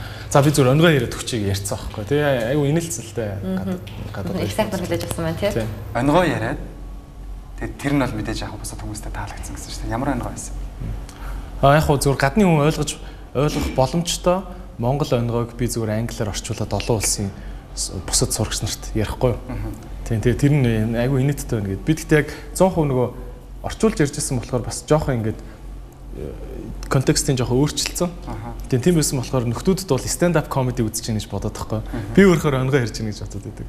Тэр нь одоо жишээ нь яг ямар онгой байсан юм? Нэг тийм онгой байдаг шүү дээ нөгөө КГБ, FBI яг нөгөө Оросууд нөгөө хүний эрхийг дээдэлтгүүтэй холбоотой онгой л доо. Тэгээ КГБ, FBI хоёр өрсөлдөд те анааш аваад ир гэдэг тэгэхгүй. Нэг юм 24 цагийн дотор анааш авчиж авторч үлөө нэг тийм тэмцээн. Тэгээ Америкууд нь болохоор яг аваад ирж байгаа байхгүй анааш шиг. Тэгсэн чинь Оросууд арслан аваад ирдэг байхгүй. Тэгсэн чинь нөгөө шүүгч нь гүн чи арслан биш үү гэсэн чинь арслан амар цодулсан. Гүү би анааш гэдэг. Тэ энэ бол нөгөө хүнийг гүтгэдэг, эрхийн зөрчдөг тэр талыг ингэ шоглосон. Тэгээ тэрийг бол олон улсын сурагч нар ойлгож байгаа байхгүй. Тэгээ би энийг яг англиар орчуулж ярьж байсан. Зарим хүмүүс буруугаар ойлгох нь их илбэг байдаг. Магадгүй тэр хэд зүгээр өөрийнхөө нэг хэсэгхэн үдсэн хэсгээс ч юм уу тий нэг бүтэн комедигийн талаасан ч юм уу үдсэн хэсэг нь за энэ хэд зүгээр нэг маазарсан л хүмүүс байдаг юм байна тий маазрахтаа магадгүй ихэнх нь 2 дугаар сүгийн юм ярьдаг юм байна ингээд л маазарчдаг юм байна тэгэл энэ ингээд комеди болчт юм байна гэдэг нэг тийм ойлголт нийгэмд яваад байдаг тийм ээ тэр ойлголтыг бас сүүлийн 3 жил бол нэлээд эвдэж байгаа UB комедихан тэгэхдээ бас тийм ойлголттой хүмүүс байгаад байгаа нь их харамсалтай. Тэгэхээр энэ дээр бас тайлбар өгөх байх гэж бодож байна. За комеди гэдэг урлаг бол мэдээж ямар ч хөгжсөн нийгэмд байнгын үйл ойлголцолтой тулж идэг. Америкт бол анхны одоо 60 70 тийм 60 50-аад оны үед комедиануудыг бүр цагтаа нар бариад чоронд хийжсэн тохиолдол зөндөө байдаг. Одоо ч гэсэн комедианууд ингээд юм ярихаар яриатай нь ингээд нөгөө ядаг штэ нэг Джон Кеннеди хэлсэн байдаг лөө ямар ч зөв юм хэлсэн хүмүүсийн 25% чамайг буруудахдаг гэдэг шиг эсэргүүцэл бол байдаг. Тэрийг бол comedy club 100% хүлээн зөвшөөрөлтнө гэж бол хэзээч байхгүй. Харин яг хуу нийтээр хүлээн зөвшөөрж эхэлж байгаад нэг баяртай байгаа. Асар эрт бол байсан гэж ярьдаг штэ тийм ээ. Тэгэхээр одоо бас яг ингээд Монголд хөгжөөд байгаа. Энэ хөгжил нь бас зөв чигийнх нь зөв буруу гэдэг талаас нь юу гэж хардаг вэ? Comedy бол яг л хөгжих замаараа органик хөгжиж байгаа гэж боддог. Хараалын үг хилдэг одоо тал дээр юм хэлэхэд ер нь бол комедиан болгон өөр өөр юм гэсэн стилтэй өөр өөр юм гэсэн одоо үгийн сонголттой өөр өөрийнхөө юм илэрхийлдэг. Тэгэхээр зүгээр та комедиг тэр чигээр хүн болгон дуртай халаагүй зөв нэг хүнийг барьж аваад тэр хүндээ л дуртай бай. Тэгэл тэр хүн чинь л одоо санаа бодлороо нийлдэг те. Ер нь одоо хошин алай байхын хамгийн том нууц нь миний бодлоор та болон бит хоёрын дундын ойлголцлыг олж мэдрэх. Бит хоёрын хоёулаа адилхан нэрэ тийштэй гэж тий. Нэрэ тийштэй гэж боддог хүлээн зөвшөөрдөг юмыг би аюу зөв өнцгөөс нь гаргаж ирчих юм бол энэ алей бол. Тэрнээс биш би ямар ч таны ойлгоогүй хизэж уншиж байгаагүй сэдвийг ярих юм бол бүтэхгүй шүү дээ тий. Тийм учраас айл комедиан нь надтай илүү одоо таарсан хүн бэ л гэдгийг олоод явах зөв. Тийм байна. Энэ одоо жишээ нь юу гэдэг комедигийн тогтсон төрөл юм уу? Эсвэл зүгээр яг идрэгийн ингэж явах юм бол цаашид хөгжих юм байна гэж харсан. Энэ угаасаа барууны ертөнцид ингэж хөгжсөн зүйл. Угаасаа тийм байдаг. Тэр нь харагдаж байгаа зүйл. Яг стандартаараа л гэсэн үг байна шүү дээ. Хэр их судалгаа хийдэг вэ? Комеди дээр маш их судалгаа хийдэг. Ялангуяа ер нь амнаас гарч байгаа одоо энэ ярианы агуулгын бараг 80% жинхэнэ амьдрал дээрээс олж харсан зүйлс байдаг. Тийм учраас яг ингээд сууж байгаа зохион гэсэн ойлголт бол байхгүй. Тэгэхээр ер нь бол жоох амьдрах шаардлагатай гэсэн үг.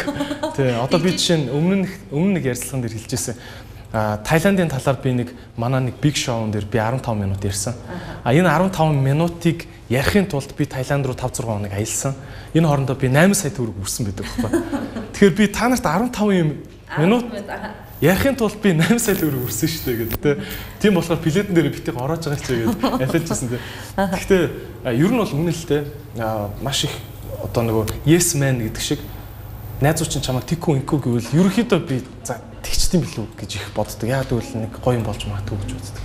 Бас яг тодорхой хэмжээнд үзэгчид нэг ийм зүйлийг мэддэг болоосаа гэж мэдээж одоо ярьж байгаа шүү дээ тийм ээ. Тэгэхээр яг идрэгийн тэр хүсэж байгаа зүйлийг хүлээн авч байгаа үзэгчдийн тухайд бас. За би яг чиний санснаар байж байгаа. Тэг үзэгчдэд бол би 100% happy. 100% happy байдаг. Гэхдээ мэдээж ямар ч хүн дотор надад дургүй хүн бол байгаа шүү дээ. Би яач өөрөөхөө зөв гэж бодсон юм а ярьлаа гэд доор нэг энэ одоо юу яриад байна гэд бичих нөхөр байгаа байхгүй.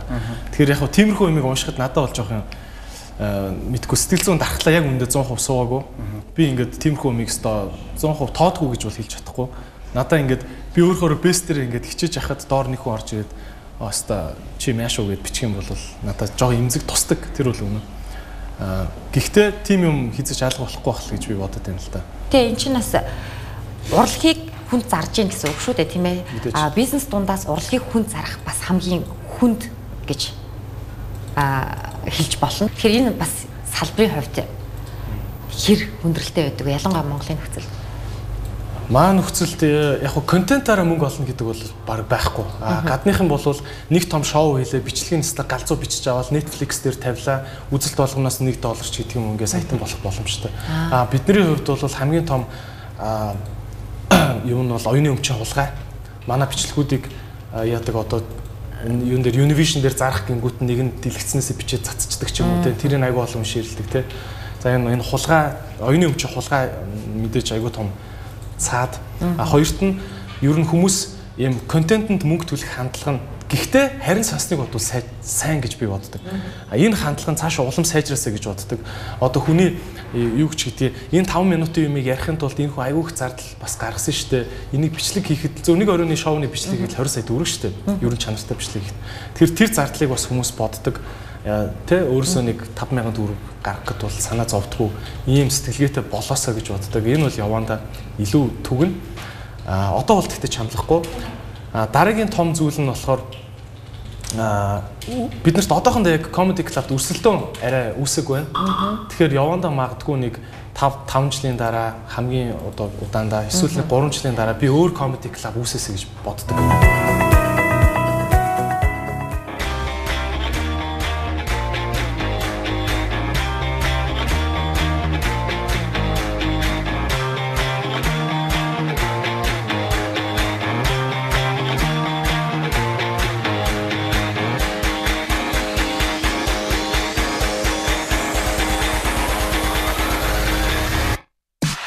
Сайн байна уу? Намайг Батүлэг гэдэг UB Comedy Club-ийн үүсгэн байгуулагч байна. За манай клуб бол 2014 оноос анх 14 оны 1 сараас анх үүсэж байсан. Тэгээд тэр цагаас хойш одоо байнгын Монгол одоо залуучуудыг яг энэ ганцаарчсан төрлийн хошин шог урайлж өөрсдөө илэрхийлэх энэ гоё талбарыг би болохоор зорж ирсэн байгаа. Тэр нь бол одоо миний хувийн одоо мөрөөдөл бол Монголдо яг ийм гоё stand-up comedy show үзэх юмсан гэдэг бас мөрөөдөлтэй байсан. Тэгээд одоо бол өөрсдийн клубтэй байнгын тогтмол тайзан дээр гарч байгаа 15 уран бүтээлчтэй арын албаны 7 хүнтэй ингээд 23 хүний бүрэлдэхүүнтэй ингээд ажиллаж байна. За анх бол яг өндөө бол би ганцаараа эхэлжсэн.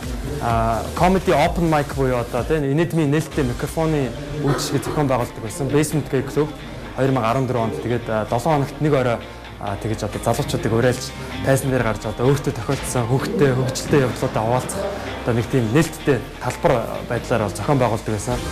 Тэгээд одоо яг 14 он 100-аас эхэлж ер нь хүмүүс нэлээд оролцдог байсан, орж гараад байдаг.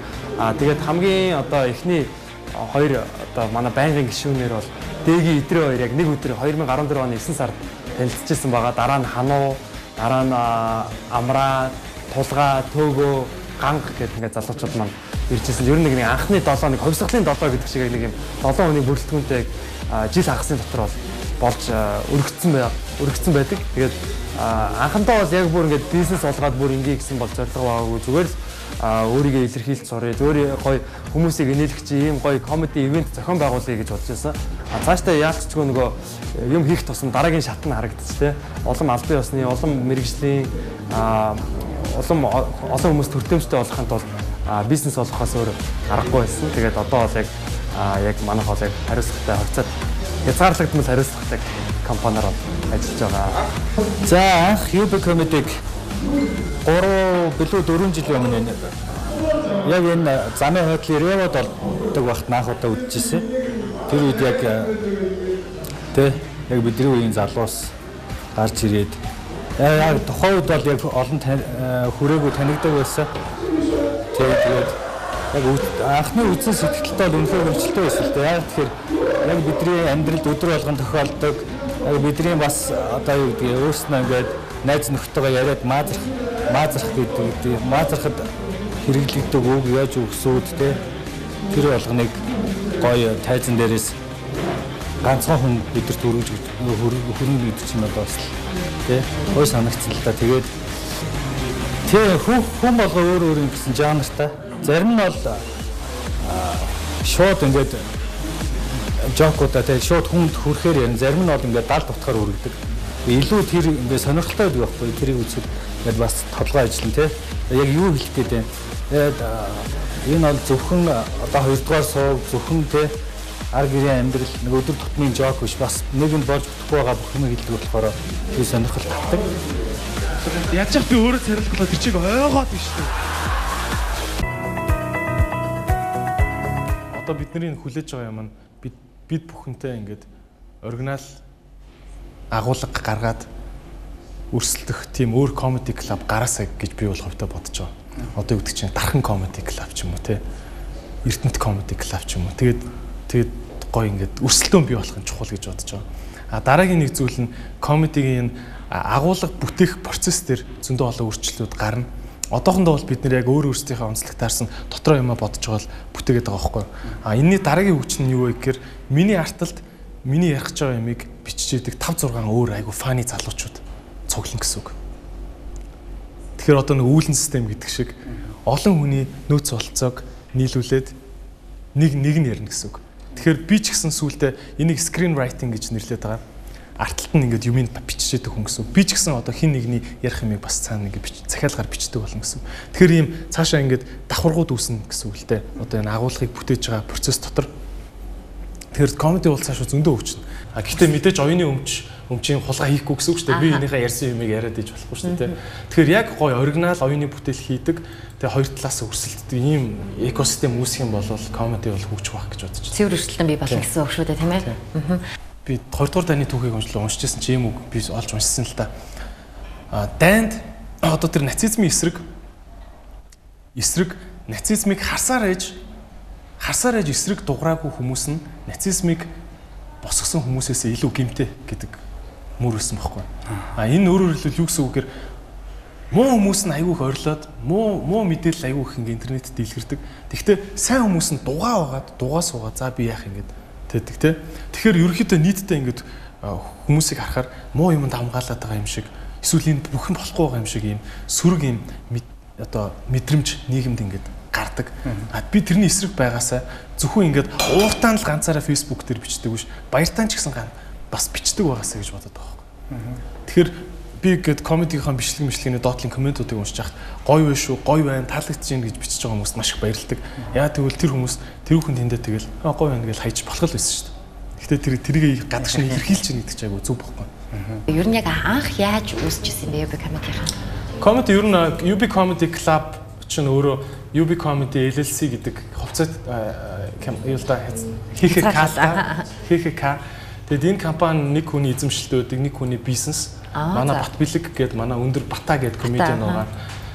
Батагийн компани л да entertainment компани гэсэн үг. Манай комедианууд болохоор гэрээт уран бүтээлчид гэсэн үг. Тэгэхээр бид нэр орж ирлээ юмаа ярьлаа гарлаа. Цалингаа авлаа тэгээ болоо. Тэр дотор ч нь бол үйлчилгээ, тэр плед, цахимаар зарах, бидний промошн сурчлагаа, баахан видео продакшн гэдэг өвчнөө ажлууд явж байгаа. Энэ бүхнийг бол яг Батагийн команд тусдаа нэг 5 6 орчим хүний компани байдаг. Хийгээ явтыг. Ер нь бол яг зохион байгуулалтны бас сүлд өөрийнхөө спешиал шоу хийх гэж байгаа гэж сонссон. За. Талбанд бол рекламт ч идэх үү. За. За миний яг би даасан одоо соло тоглолт буюу Идрээс спешиал гэдэг тоглолт болох ч байгаа. За тэгээд мөн асаа аврахт дэмжсэн их баярлж байна. Асаа циркт хийхэр болсон. Тэгээ мөнгө төгрөгөн дээр нь санаа зовлтгүй. Тэгээд хийгэрэй гэсэн. Тэгээд ямар ч байсан шатахгүй тодорхой байх гэж бодож байна. Тэгээд 1600 орчим хүний багтаамжтай асаа циркт бас их гоё орчинтой хажууд нь Крон гэдэг юу ресторан байгаа шүү дээ тийм. Крон бас гурвалсан гэрээтэй манай бүх хоол унд уух юмыг үйлчлэнэ. Тийм учраас бүгдээрээ айгу идэх уух юм сайтай их тухтай орчинд байх гэж бодож байна. гэж бодсон ч яг угаасаа байлгана. Тэгээ ерөнхий зохион байгуулагчаар UB Comedy Club-ийн аппарат ажиллаж байгаа.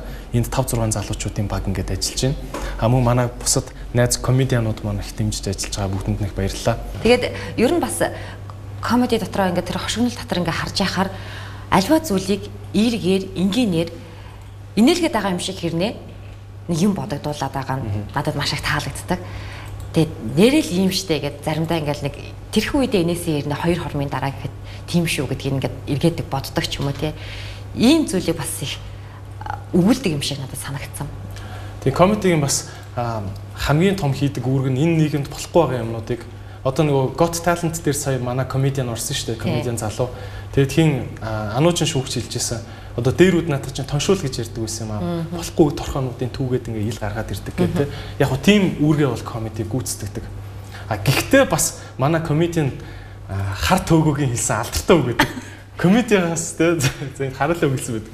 Комедиагаас юу авах гээд байгаа юм бэ? Ирээ зүгээр инээгээл гаралтаа гэдэгтэй. Тэр шиг бас нэг бодлын манай залуучууд бас нэг жоох андуураад одоо андуу ингээд ташаа ойлгоод идэг юм комедигийн талаар тэ.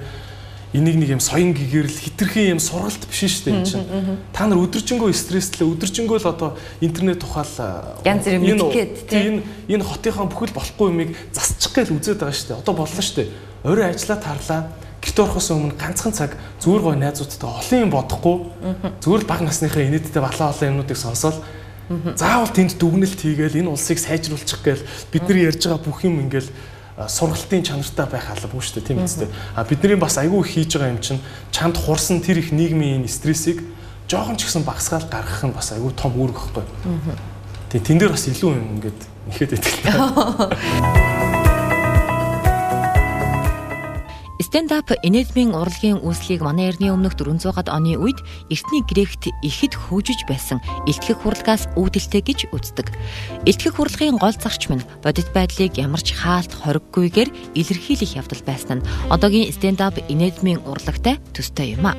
Эртний Грекээс улбаатай энэ урлаг 18 дугаар зуунаас хойш Европ, Америк нэгдсэн улс, бусад улсуудад өөрийн гэсэн хэв маягаар хөгжиж байна.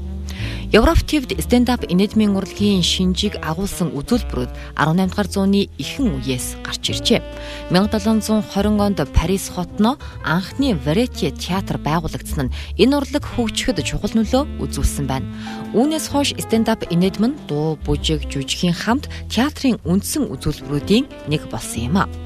Stand-up comedy гэдэг нь жүжигчин тайзан дээр босоогоор үзэгчдтэй хамгийн ойроос шууд харилцаж тоглодог онцлогтой энедмийн урлагийн нэгэн төрөл юм а. Энэ онцлогоос нь болоод stand-up буюу босоо хэмээх үг оруулан нэрлсэн гэсэн тайлбарч байдгийн. Үзүүлбэрийн хувьд жүжигчин монолог хэлбэрээр элдэв хошин түүх өгүүлж онгоо ярихаас гадна алдартнуудыг дуурайн илэглэж нийгмийн тулгамдсан асуудлуудыг шоглон ёгтлолоор илэрхийлж заримдаа дуу дуулдаг байна. Үзүүлбэртээ хүч оруулахын тулд үзүүлж, хөгжим, баг гэх мэт театрын хэрэглэл ашигладаг жүжигчид ч байдаг юм. Stand-up comedy-ийн үзүүлбэр нь олон нийтийн арга хэмжээний үеэр хажир маягаар тоглогдохоос гадна энедмийн клуб, бар, шөнийн клуб, театрт тоглогдож байдаг. Үүнээс гадна stand-up comedy-ийн үзүүлбэрүүдийг DVD, CD-д хувилж, контент хэлбэрээр телевиз, интернетэд тавьж, эдийн засгийн эргэлтэнд оруулдаг байна. Stand-up comedy-ийн үлгийн нутаг болсон Англид энэ урлаг 18 дугаар зууны ихэр хөгжиж эхэлжээ. Гэхдээ жүжигчний үзүүлбэрийн удаг агуулгыг засгийн газраас хяндаг байж.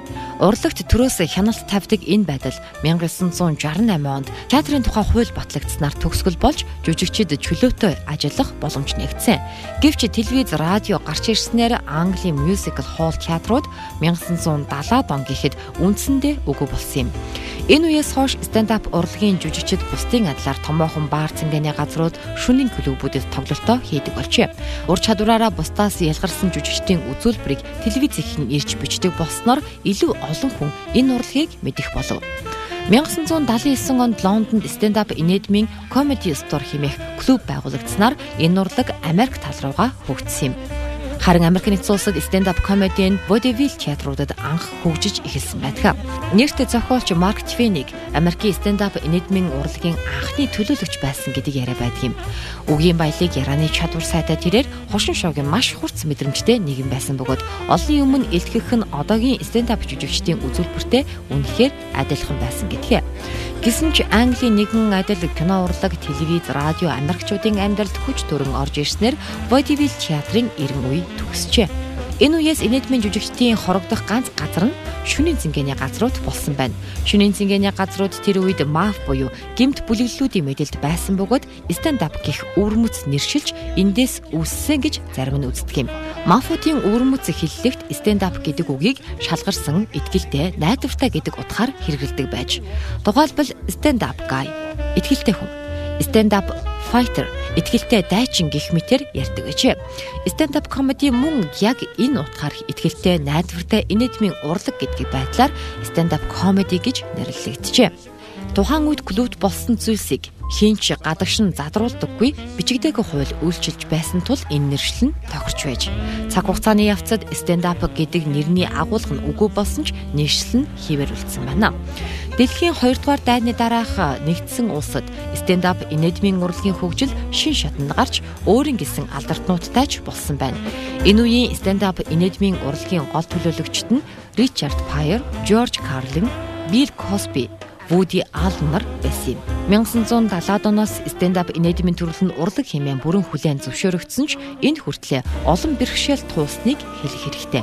Хэдий эрх чөлөөний оронч жирийн жүжигчдээс алдартай томчууд нь хүртэл цагдаад дуудагдж шүүхийн танхимд зочлох явдал олонтаа гарч байв.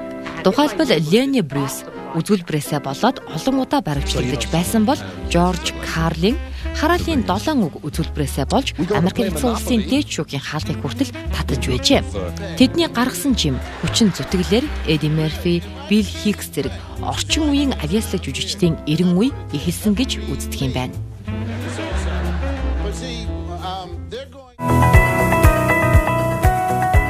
Тэр ер нь юу гэж хийхэд зөвхөн хэлэн дээр биш тийм ээ. Юу ч хийхэд гадны нөлөө чухал. Тэрийн одоо хамгийн чухал нөлөө нь юм байна. За миний яг бизнесээ хамтран авч явдаг залуучууд тий одоо фарууд дээр бол бэмж жаргалаад эмхтэй колпро дээр бол хоёр эрэгтэй мундаг инженерүүд байдаг тий мөн яг хоо манай багийнхан маань өөрсдөө би их хүчтэй сайн хүмүүсийг багтаа цуглуулахыг хичээдэг. Миний одоо чи юу цуглуулдаг вэ гэвэл би хүн цуглуулдаг гэж хэлдэг байхгүй. Надад өөр хобби байхгүй. Тэгээд сайн хүмүүс чамааг ингээд хүрээлэн байгаад юм юмараа энд өөр өөрийнхөө чаддаг юмар чамаас илүү байгаад ахаар энэ хамгийн одоо чиний өөр өөрийгөө хөгжүүлэх төгс орчин бол энэ гэж боддог. Тэгвэл амьдрал дээр мэдээж манай гэр бүлийн хүмүүжлийн талаар нэг цусгаан хэсэггээ ярих гэж бодсон. Идрэгийн хүмүүжил гэр бүлийн хүмүүжлийн талаар ягаад ч би зүгээр сонирхмоор санагдсан. Энэ хүмүүжилд ээж бас маш их оролцоотой байсан юм шиг санагдсан. Мэдээж тэг судлаач байдаг шүү дээ. Би юм бол судалгаа ярьдаг шүү дээ. Тэгээ ер нь хүүхдийн бас хүмүүжлийн 80% нь ээжээс хамааралтай гэдэг юм билээ. Яг судалгаагаар. Тэгэхээр ээж нь бол магадгүй ааваасаа илүү өндөр үүрэгтэй гэж би боддог. Яг хөө миний хувьд бол яг миний төрсэн аав намайг ялах үлгээтэй байхад онгоцны ослоор ажиллаа хийж явж байгаа дүүд болсон юм нисгэгч хүн байдаг. Тийм болохоор ерөөхдөө миний хүмүүжил бараг л одоо тэр чигээр ээжих маань мөөгийнх гэсэн үг. Хамгийн гол манай гэрт баримтлагдаг нэг зарчим ер нь бол айгу хямдхан амьдрагддаг шүү дээ. Даруухан амьдрал тий. Манай ээж нэг тиймэрхүү. Би одоо машин ундаг байхгүй. Тэгээд алхаад явчих болох газар машинаар яах юм те манай офисын яг хажууд гэр үүдэг те. Тэгэд нэг иймэрхүү юм байдаг. Дараагийнх юм нь болохоор худлаа ярих хүнд долгонох ч юм уу те. Тиймэрхүү зүйл ерөөсөй байж болохгүй гэж ээж сургадаг. Ялангуяа яг үнэнгээр байх хамгийн гоё гэдэг ээж тэгтэлтэй. Аливаа зүйл. Тийм. Угаасаа яг худлаа яриаггүй угаасаа 100% өөртөө үнэн байгаа хүн хэний ч өмнө яг зэх байж чаддаг. Хэний ч өмнө яг ингээд хүн яаж ч чамаас илүү лаг том байлаа гэсэн хэний ч өмнө жижигэрдэггүй гэсэн үг шүү дээ тий. Тийм болохоор ерөөхдөө бүх юмаа л яг үнэн байлгал гэж тэгдэг. Тэр философиг би бизнестэй хүртэл баримтлахыг хичээдэг. Манайх бол одоо бүх санхүүгийн тайлан бүх юмнуудаа яг үнэнгээр нь байлгахыг айгүй хичээдэг. Нэг жоохон ч гэсэн нэг татвараас зайлсхий чинь нэг жижигхэн юм гаргая те. Ерөөсөө тийм байдаггүй. Бид бүхэн ч гэсэн яг компани баг дотроо бүх зүйлээ айгүй нээлттэй яг л үнэн байлгахыг хичээдэг.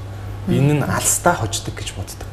Манай гэр бүлийнхэн маш их ном уншдаг, их эрдэм ном дээдэлдэг хүмүүс байдаг гэж би боддог.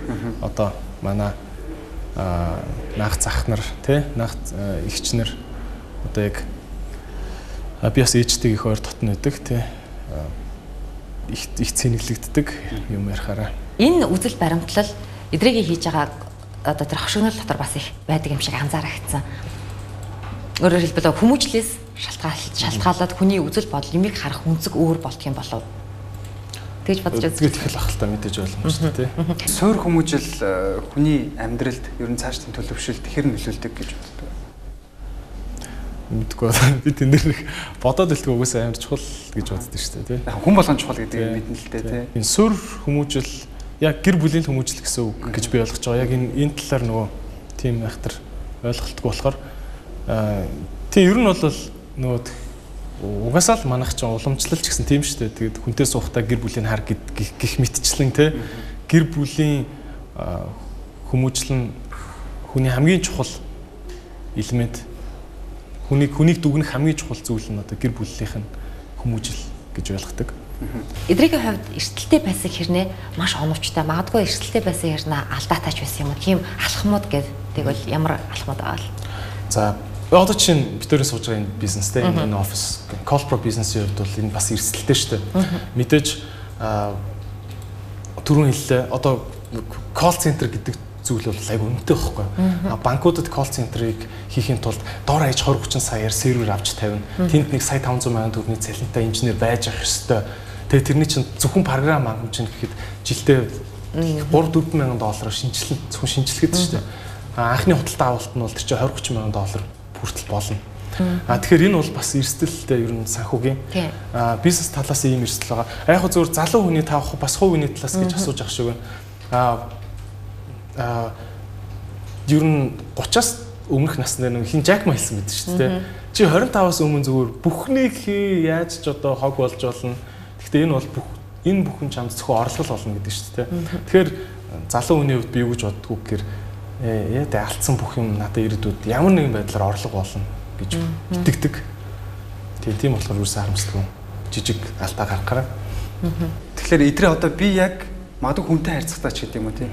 Энэ зүйлийг би яг нэг өөрийн зан характер гэдэг утгаараа энэ зүйлийг эзэмшсэндээ маш их бахархдаг ч гэдэг юм уу. Энэ зүйлийг л эзэмшиж чадсан гэж боддог.